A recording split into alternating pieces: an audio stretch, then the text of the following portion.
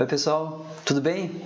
Vamos então resolver o nosso primeiro exercício relativo à propagação em linhas de transmissão. Um exercício bem simples até. Então, exercício 1.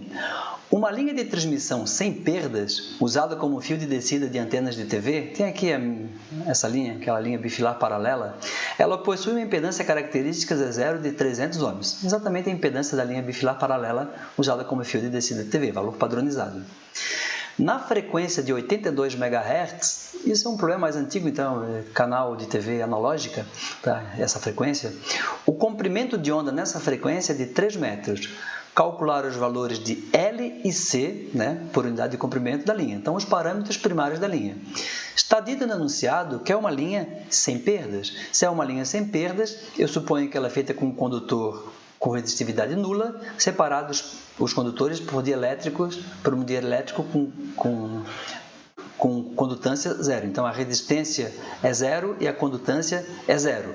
L e C são diferentes de zero. Tá? Como calcular LC? Bom, eu tenho duas incógnitas, vou precisar de duas equações. Uma delas eu posso tirar pela velocidade. Numa linha sem perda, a velocidade é 1 sobre a raiz de LC. Eu tenho a velocidade? Quase, né? Foi dada a frequência e foi dado o comprimento de onda. Multiplicando o comprimento de onda 3 metros pela frequência 82 MHz, eu tenho a velocidade de propagação. Essa velocidade aqui, ó, ela representa 82% da velocidade C, da velocidade da luz no vácuo. Então, a gente diz que essa linha tem um fator de velocidade, tá? Velocity factor, de 82%, ou 0,82. Isso aqui é usual em micro-ondas, tá? Designar a velocidade da linha como uma porcentagem em relação à velocidade de C, a velocidade da luz no vácuo. Uma equação para LC eu preciso da outra. A outra sai pela impedância.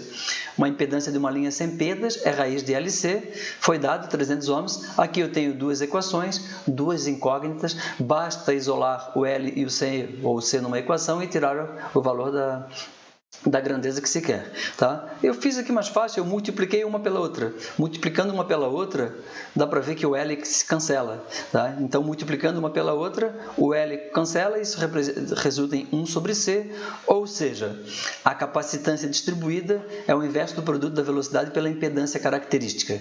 Então, fazendo as contas aqui, eu tenho uma capacitância distribuída de 13,6 picofarad por metro. E a indutância, bom, escolho qualquer uma das duas equações, eu escolhi essa aqui de baixo, elevei os dois lados ao quadrado, então L é igual a C vezes Z0 ao quadrado, substituição de valores, e eu tenho então uma indutância de 1,22 microhenry por metro. E o problema está resolvido, bastante simples, não? Vamos ao segundo, um pouco mais interessante na verdade. Exercício 2. Em que condições uma linha de transmissão com perdas tem impedância característica real com perdas?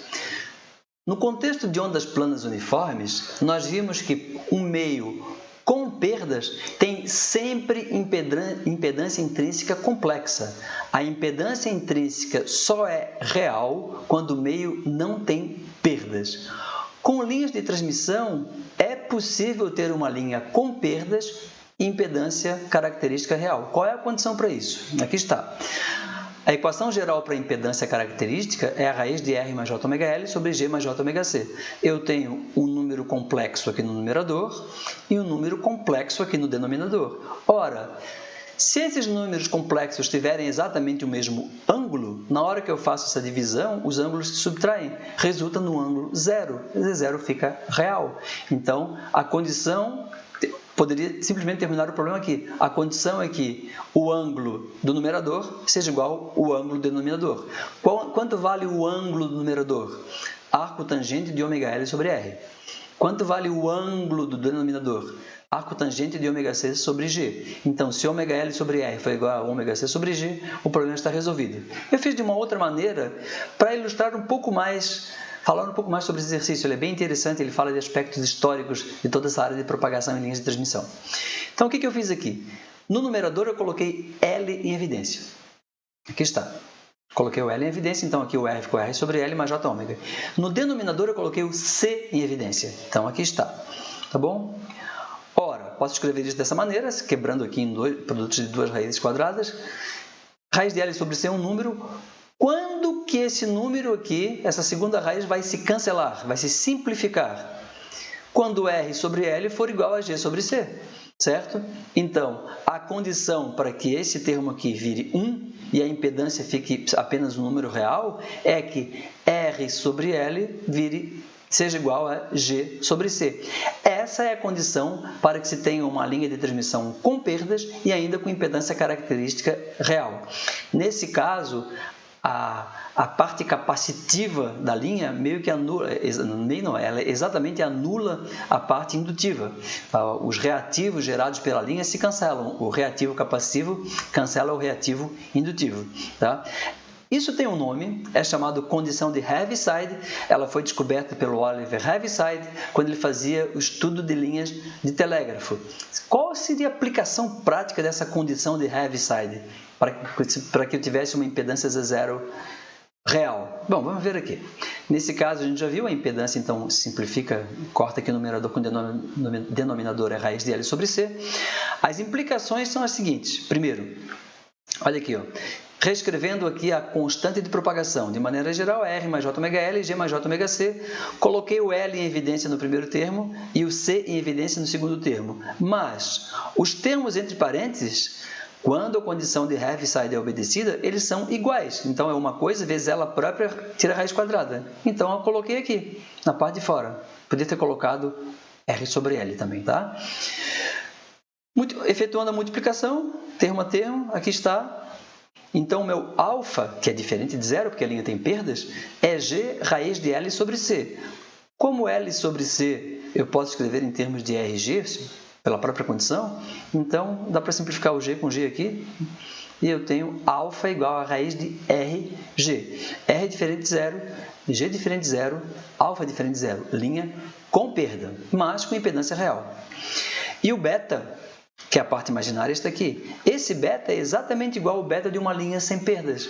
Qual é a consequência disso? A consequência é que a velocidade, que é ômega sobre beta, corta o ômega, é uma velocidade igual à equação da velocidade das linhas sem perdas.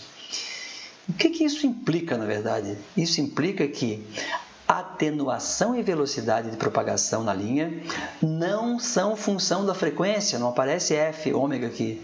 Então, eles independem da frequência. Qualquer sinal que eu colocar nessa linha que obedece à condição de Heaviside, independentemente da frequência, ela vai sofrer a mesma atenuação, independentemente da frequência, e vai se propagar com a mesma velocidade. Se eu coloco 3 senoides com frequências diferentes, todas vão se propagar com a mesma velocidade e todas vão sofrer a mesma atenuação. Elas vão chegar exatamente com o mesmo formato ao final da linha. Claro, com amplitude menor, mas com o mesmo formato. Então, elas vão chegar sem distorção. Tem-se propagação sem distorção. Vamos ilustrar um pouco melhor aqui o que é distorção. Imagine que eu coloque um pulso quadrado aqui, ou uma onda quadrada, se preferirem, através da linha. Se não houver distorção, lá na saída da linha eu tenho um pulso exatamente com o mesmo formato. Amplitude menor, é verdade, porque vai sofrer atenuação, mas o formato é igual, então não teve distorção. Se a linha tiver distorção, se ela não obedecer à condição de Heaviside, se eu decompuser isso aqui, imagine que fosse uma onda quadrada, decompondo em série de Fourier, cada componente harmônica vai se propagar com uma velocidade diferente e vai sofrer uma atenuação diferente. Quando eu somar tudo aqui no final, eu vou ver que houve uma distorção. O pulso modificou o seu formato, tá? Então, a condição de Heaviside, ela garante transmissão sem distorção.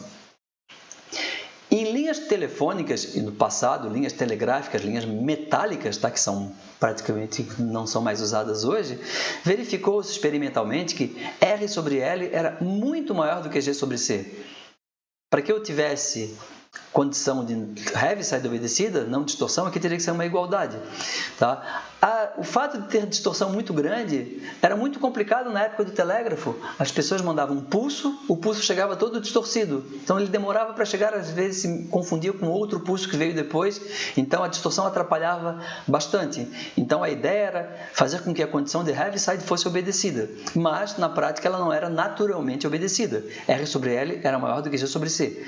O que fazer? Algumas soluções. Uma delas seria diminuir R. Se eu diminuir R, até que isso aqui vire uma igualdade. Diminuir R significa utilizar condutores com menor resistência, ou seja, condutores muito mais grossos, com maior seção transversal. Pesado e caro.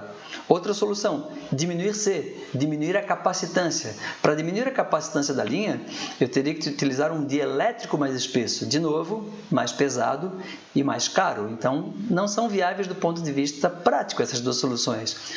Uma terceira, aumentar G. Aumentar a condutividade do dielétrico aqui, ó. Aumentar a fuga de corrente entre um condutor e outro. Tá? Isso vai aumentar as perdas, também não é bom. Aliás, tem uma coisa curiosa. Nos primórdios do telégrafo, muitas vezes os operadores verificavam que o pulso chegava bem distorcido, e uma certa hora o pulso começava a chegar mais bonitinho. Eles, opa, está melhorando alguma coisa? Logo depois interrompia a comunicação, porque na verdade estava havendo fuga através do dielétrico e essa fuga estava aumentando, então o G estava aumentando, então a condição de Heaviside estava começando a ser obedecida, só que um pouco depois o dielétrico rompia e nada funcionava mais, tá certo? A solução prática então consiste em aumentar a indutância, certo? A indutância distribuída da linha. Como aumentar a indutância? Algumas soluções. A primeira delas, foram soluções, foi proposta em 1914, era usar um cabo telegráfico, aqui tem um cabo telegráfico, eram cabos submarinos, tá? De cobre, com isolante e enrolado nele uma fita de permalloy. Permalloy é uma liga de níquel com ferro com alta permeabilidade magnética, então isso aumenta a indutância distribuída da linha. Uma solução, mais ou menos da mesma época, também para cabos submarinos, é utilizar um cabo, aqui um fio de mu-metal, se preferirem, o mi-metal. Tá? É um fio também de uma liga de níquel e ferro, enrolado aqui no condutor de cobre, tá? E isso aumenta a indutância distribuída da linha. Alguém vai me dizer, aqui só tem um condutor. Nas linhas telegráficas submarinas, lá dos primórdios do telégrafo, no início do século XX, o retorno não se dava era um cabo único e o retorno se dava pela terra. Tá? Então essa é uma solução, ou duas soluções na verdade. Uma outra solução é o uso de indutores localizados ao longo das linhas. Então se colocavam indutores aqui ao longo da linha, tá? Por exemplo, a cada 1 ou 2 quilômetros se colocava um indutorzinho na linha, tá? Isso foi bastante usado para linhas telefônicas na verdade. Essa técnica ela foi proposta também pelo Oliver Heaviside, ele propôs, mas não patenteou. O Campbell, da época também lá do início, final do século XIX, início do século XX, ele implementou a técnica, só que o Pupin, tá? Era um servo naturalizado americano, ele patenteou, então ele ficou milionário por causa dessa técnica. Então essa técnica ela permitiu aumentar artificialmente a indutância da linha, tá? Linhas telefônicas, e isso foi muito usado enquanto se usava linhas metálicas para transmissão de sinal de linha telefônica. Com o advento da transmissão digital, o formato do pulso já não era mais tão relevante, era mais importante a presença ou não do pulso. E também com fibra ótica, então as linhas pupinizadas, esse é o nome, a técnica é pupinização, em homenagem ao Pupin, tá? As linhas pupinizadas elas caíram em desuso. Na verdade, elas começaram até a atrapalhar, porque os indutores eles limitam a largura de banda, reduzindo as taxas de transmissão, certo? Então isso aqui foi para ilustrar os aspectos históricos envolvidos numa linha de transmissão com perdas que tem impedância característica real, a condição de Heaviside. Então é legal falar um pouco sobre os aspectos históricos, tem muita coisa interessante aqui. Bom, vou dar uma parada aqui, na próxima aula o que nós vamos fazer? Vamos começar a resolver exercícios, mais exercícios, tá? Então já resolvemos 2, vamos resolver mais 2, na verdade, esse daqui que estamos resolvendo é um outro exercício, era o exercício 2. Vamos dar sequência, então, resolvendo o exercício 3. Tá certo, pessoal? Até depois, então.